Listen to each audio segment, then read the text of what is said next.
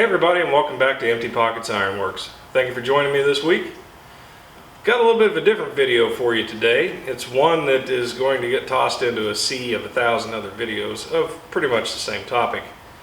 But today we're going to be making an anvil stand for my new Trenton 160 pound anvil. Now this anvil here I picked up this week. I had a gentleman approach me at my place of employment, and he said, I have an anvil. He said there was actually two of them. My father got one, I got one from their grandfather. And I don't know exactly what kind of work the grandfather did. I believe they had a farm or a ranch, and he had individuals that was helping him. But this was used for farrier work. You can tell by the chamfered edges. At one point in time, it has had some pretty significant repairs done. The top has been replaced sometime over the last century. It had a pretty gnarly weld across the top of it, but they did do it with stick weld, and it appears to be done professionally. I've tapped around on the weld itself, cannot get it to deform, and the anvil itself sounds really good. It doesn't appear to have any fissures in it or anything that would cause any ongoing future problems. So super happy with it. I got it at a really reasonable price, and they actually allowed me to shoot the price to them, and I gave them a little bit more, I thought, than what it was actually probably worth, because it has had repairs. But then again, I've seen anvils online with the back ends broke off, the horn gone, and you've just got basically the faceplate, and they want an exuberant amount of money for them. You know, it's unfortunate, but right now anvils that used to go for, you know, a couple dollars per pound are selling for quite a bit more. And so I wanted to make a fair deal with the gentleman. He offered this to me. He didn't know how much it weighed, so it was kind of like a sight unseen thing. He brought it to work in the back of his truck, and he said that it was all that he wanted to lift, and he's quite a bit bigger than I am.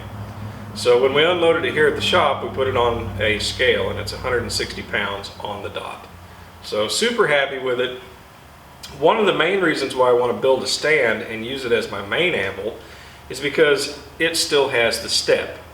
As you can see, my old heavily modified Peter Wright, they replaced the top on it. They did a good job. They cut the back end of it for farrier use. It's got a bending ring on it. Don't know who did it, when they did it, why, but this is my old flat top. And it's got a wider face than the Trenton, which is nice for most of the material that I do. However, I don't hit anything real heavy. And one of the other things that I've run into is I fell into the rabbit hole of the anvil needs to be at your second knuckle height. Okay, the internet is not always a good guide, and the reason being, that stems from if you're going to use hardy tools or top tools on your anvil. Okay. You still need to be able to hold a bar between your legs, that sort of thing, just because oftentimes we as blacksmiths don't have an extra set of hands in the shop. But it does need to be higher than what it is. There's times that I'll do a lot of heavy hammering, or heavier hammering, I guess I should say.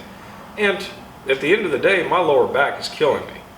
So, and as you know, as a blacksmith, if you're sore and you're hurt, and you hurt yourself to the point that you can't work anymore, then that is extremely detrimental to the cause. So we're going to raise it up a little bit. We're not going to use the steel stand anymore. In fact, it may get scrapped, and I may end up doing two new stands. I've done them in the past that are wood.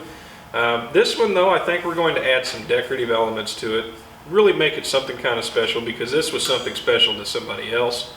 And it does have, the gentleman that had it before had actually welded very lightly. It's not deep, it wasn't penetrating at all, but they had actually put their name on the side of it. And I contemplated grinding that off. I'm not. I'm going to leave it on there. You know, it's got history, it's got a story to tell, and just like with the gentleman's name that's on there previously, all these tools, if they're taken care of, they're only mine for a little while, you know? Most of these tools, and that's what's neat about them.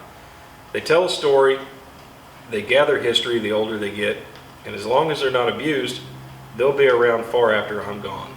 So, pretty exciting. Really appreciate you joining along today. Hopefully you enjoyed the video. I've talked way too long, but let's get started.